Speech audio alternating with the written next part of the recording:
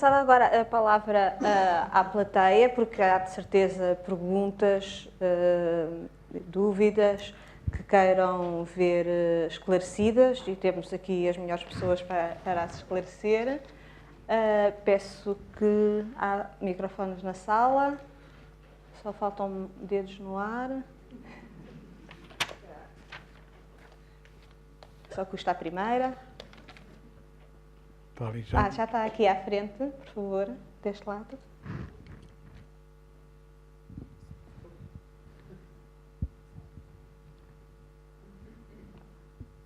Peço que se identifique. Se faz favor.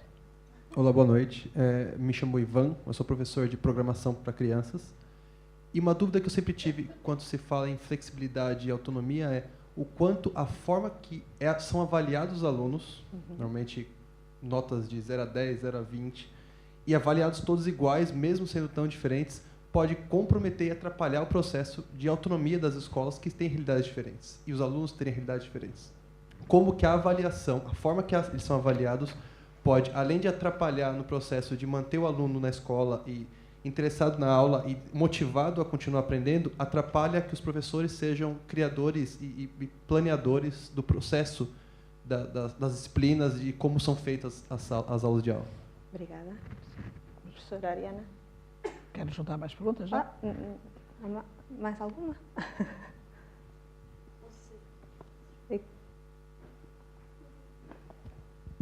Juntamos? Duas questões? Sim. Muito boa noite, sou professora de Física e Química e também de um bocadinho desta nova disciplina, não é disciplina, mas área de conhecimento. Sou parte de uma escola privada piloto, desde o ano passado, e nós tentamos cruzar várias disciplinas, portanto, nós deslocamos o currículo para esta nova área de conhecimento e surge muito no ponto de encontro com o colega, a avaliação. Aquilo que nós deslocamos para esta nova área de conhecimento, portanto, eu deixo de estudar, por exemplo, nas ciências, deixo de estudar na Física e Química, vou avaliar como. Portanto, essa parte não vai ser avaliada na disciplina da qual esse conteúdo saiu, porque nós estamos a avaliar agora numa nova metodologia, mas a avaliação é feita como? Sinto por parte das minhas colegas das disciplinas algum receio nessa parte que foi deslocada para esta área de conhecimento, como é que nós estamos a avaliar. E pronto, gostaria de saber eu acho que as dúvidas vão sempre muito neste sentido, da avaliação. Professora?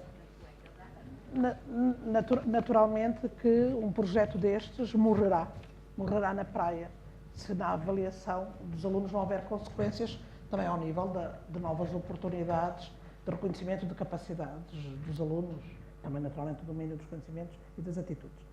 As aprendizagens essenciais ajudam a ler os programas, porque não se pode mexer nos programas, apesar deste ruído de que se muda muitas vezes os programas, eles de verdade têm tempos de blindagem largos. Uma das grandes acusações da maior parte dos professores que eu ouvi neste ano foi eles não terem sido mudados.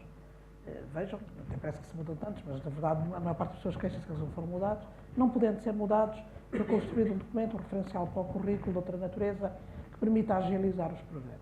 As aprendizagens essenciais, de acordo com o perfil, prevêem que os alunos sejam estimulados a desenvolver 3 grandes campos, o dos conhecimentos, o das capacidades e o das atitudes. Portanto, espera-se que, consequentemente, a avaliação possa também ela trazer, enfim, como resultado, o esforço, mas também a prestação e a performance dos alunos nestes 3 grandes campos. E quando falamos de conhecimento disciplinar, mas também de conhecimento interdisciplinar e de conhecimento prático. Nós percebemos que temos neste momento na mão uma série de frentes para a avaliação dos alunos, para poder encontrar áreas de respiração de sucesso dos alunos. Nós estamos a falar de um projeto de escola obrigatória. Não podemos ser ingênuos. Num projeto de escola obrigatória, a progressão é a ordem natural da escola. E nós, se entrarem no sistema meio milhão, é para sair meio milhão. Nós não temos reprovação em Portugal. Não existe reprovação em Portugal. A escola é obrigatória durante os anos. Nós temos como possibilidade legal para que um aluno aprenda mais e melhor, criar-lhe a oportunidade de ele repetir alguns meses de trabalho, algum ano de trabalho, alguma matéria. E é uma outra figura, é a figura da retenção pedagógica. Nós não temos retenção em Portugal, a reprovação em Portugal. E muito bem. Agora, a progressão é uma ordem natural da escola. O que se espera é que a escola ensine o máximo que conseguir ensinar a uma criança. Para que ela possa aprender o máximo que for capaz de aprender.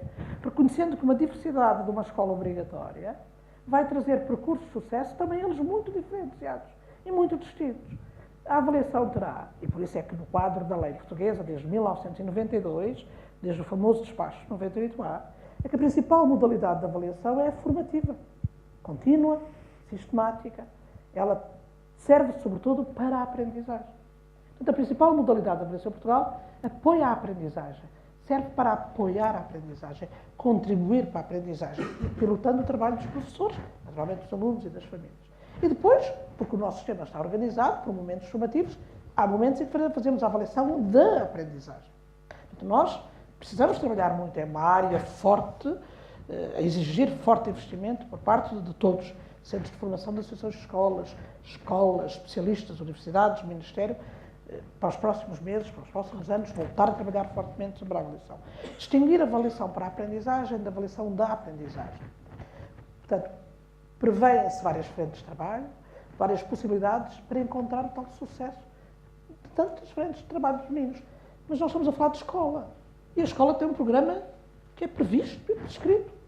Espera-se que os alunos desenvolvam o máximo do que forem capazes de uma série de documentos e possibilidades e conhecimentos previstos, como aquilo que é desafiante. Nós estamos no campo da educação não formal, até de escola. E por isso o sistema tem alguns momentos em que também se avalia. A aferição é um instrumento de trabalho fantástico, em meu entender, para o sistema. É quando o sistema se mede, é quando o sistema não tem consequências sobre o percurso dos alunos, e muito bem, não é? Mas ela é precisa para que o sistema se consiga ler e perceber se estou muito longe, se estou muito perto. Porque nós fazemos a aferição internacional, o PISA, o PILS e o TIMSS são muito importantes para Portugal. Perceber como é que estamos mais longe ou mais perto dos outros países, para nos compreendermos, para podermos projetar o futuro. É isto que faz um gestor, é isto que faz um diretor quando lê os relatórios dos seus exames, os relatórios da aferição.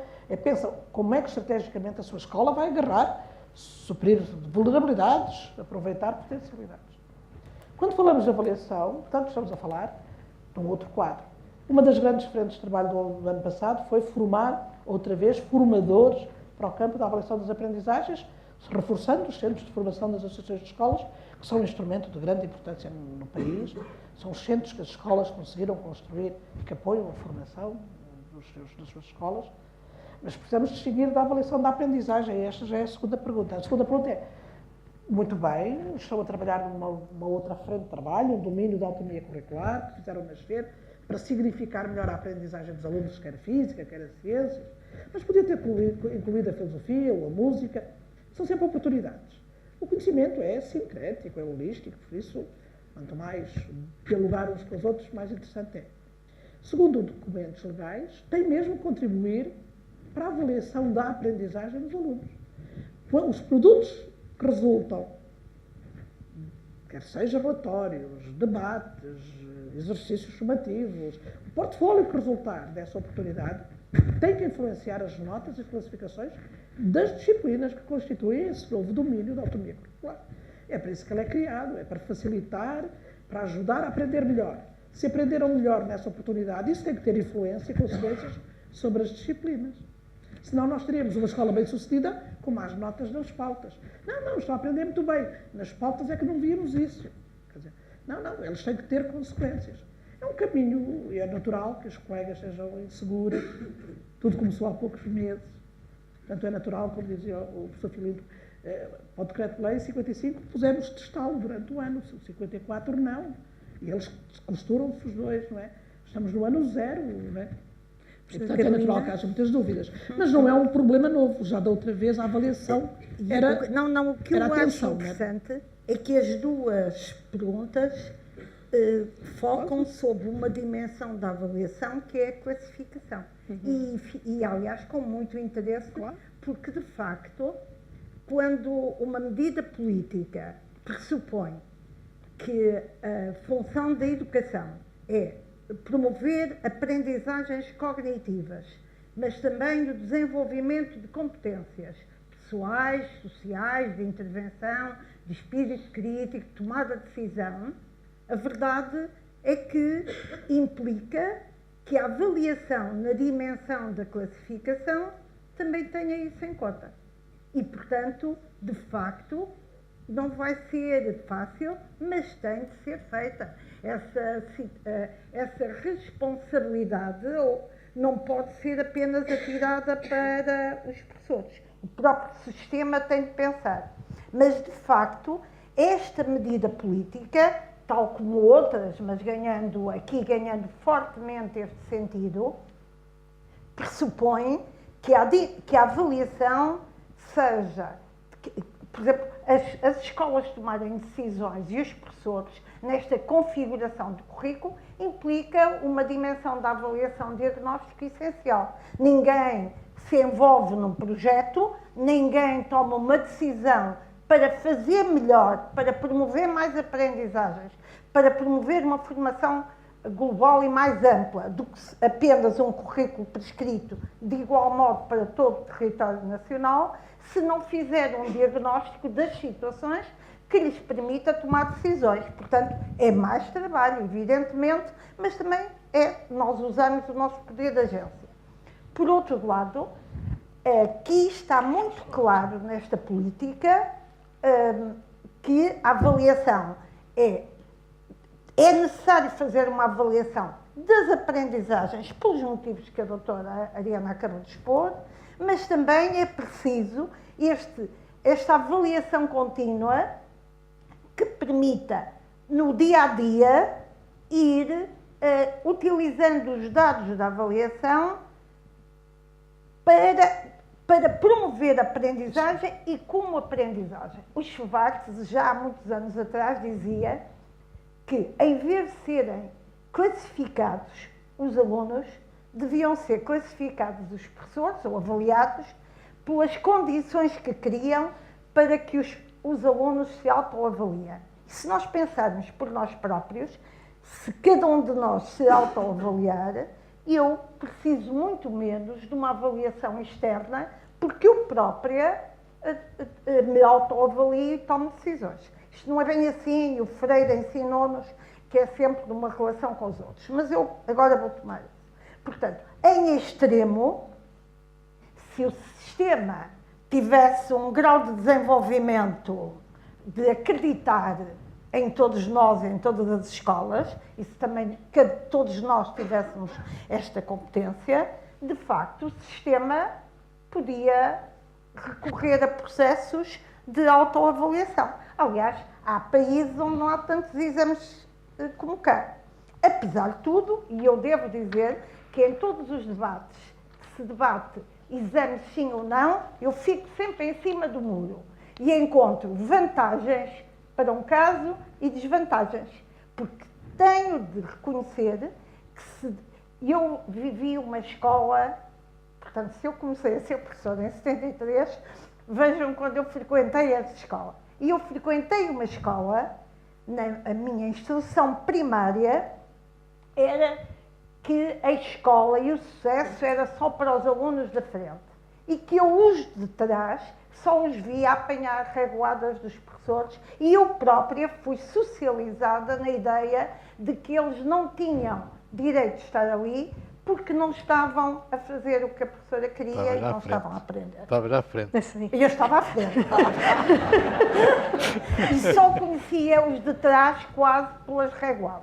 Não é? Portanto, como eu já tenho uma experiência profissional e de vida grande, permite-me reconhecer que, de facto, a regulação, a avaliação enquanto fenómeno regulatório, no nosso país ainda é muito precisa, não é? É de tal forma que, quando começaram as provas de avaliação aferida, o diretor-geral do Básico, na altura, que era um académico, aliás, uma pessoa excelente, o Paulo Abrantes, e eu próprio não era muito adepto dos exames e quando o próprio ministro impôs as provas de aferição, e eu dizia, Se nós conseguirmos, eu via sempre o aspecto positivo, se conseguirmos que as provas de avaliação aferida sejam elas próprias estimulantes e que não fiquem apenas na medição da memorização e que analisem compreensões, poder de análise crítica, etc., isto pode ter um aspecto positivo para o sistema. E eu corroboro perfeitamente isto, é por isso que eu fico em cima da ponte e quem está a dizer mal eu digo bem, quem está a dizer bem eu digo mal. Não é? E porque de facto é preciso. E eu acho que os colegas que são professores e que conhecem os cotidianos das escolas, de facto, temos de reconhecer que a aferição do sistema é muito importante para o próprio sistema, para tomar medidas, mas também é muito importante para nós. E eu, quando peço aos meus estudantes para avaliarem a minha docência, numa escala de 1 a 7, se me derem 5, eu não sei se tive um ou 5, se me derem 5, eu vejo que alguma coisa funcionou mal porque eu devia ter 7, ou pelo menos 6,9. Obrigada, é? professora. Portanto, é bom embora fique chateada, eu queria ter um 7, claro, não é?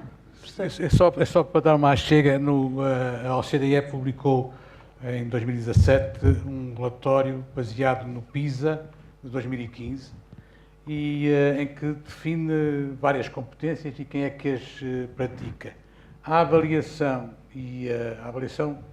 dos alunos e a definição do currículo é, em média, definida pelo diretor e pelos professores nos países da OCDE. O que significa, portanto, que nós estamos bastante longe dessa média.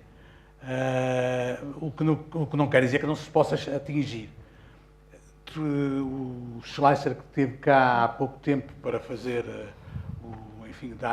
transmitir a opinião da OCDE sobre a situação do ensino em Portugal, dizia que o pior que nós tínhamos eram os exames.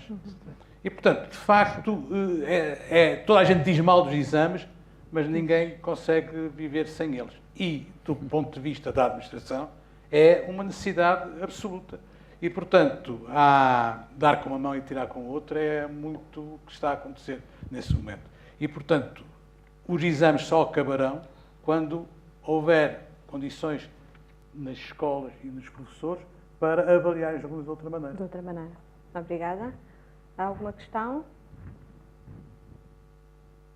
Aqui embaixo, Bárbara. Aqui embaixo. Aqui o professor António Sarmento.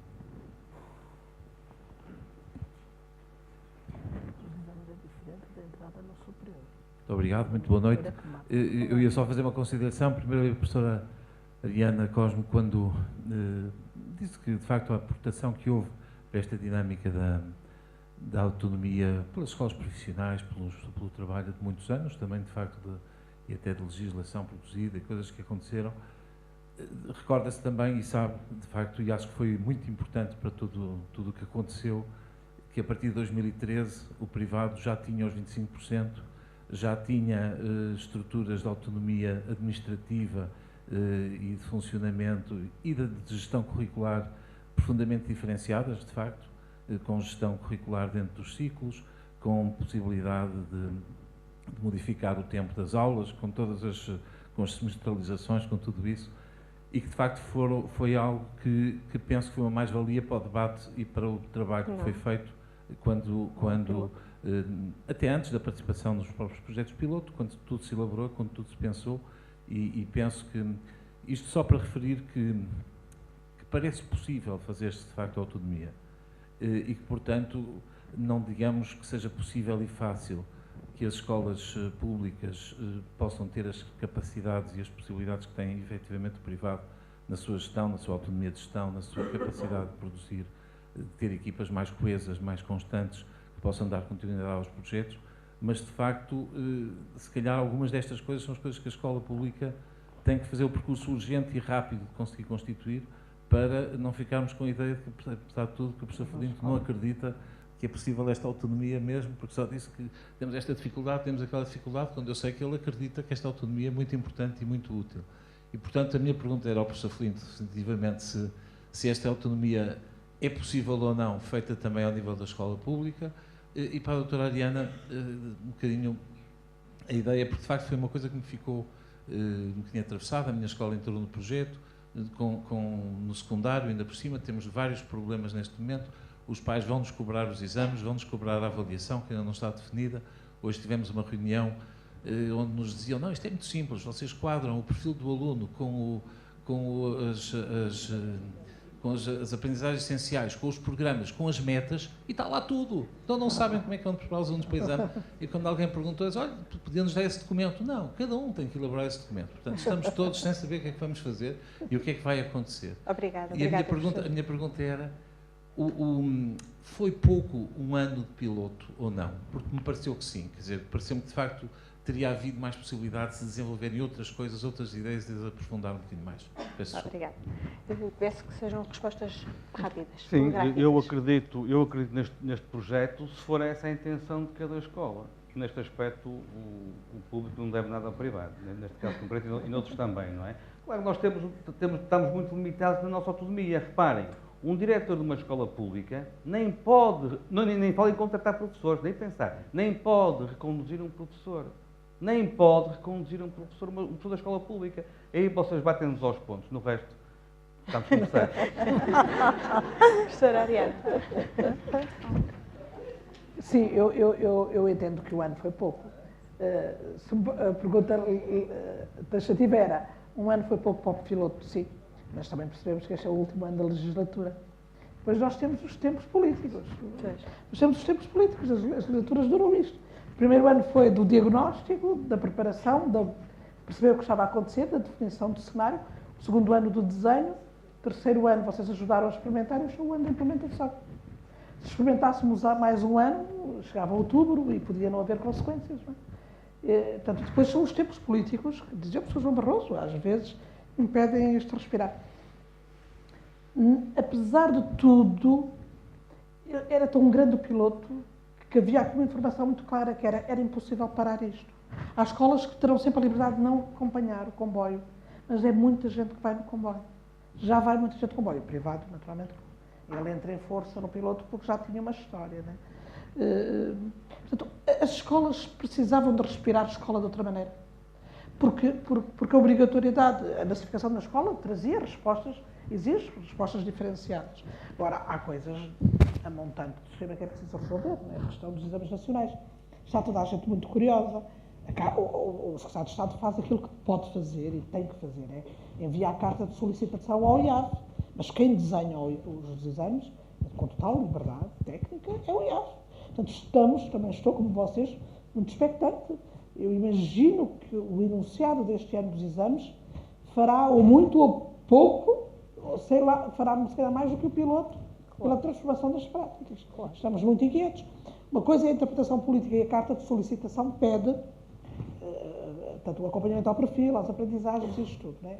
Sobretudo, estes anos de transição trarão vários exames. Exames para quem está um ano no piloto, exames para quem está há 2 anos no piloto, aqueles que ainda não entraram, vai ter que haver estas questões técnicas.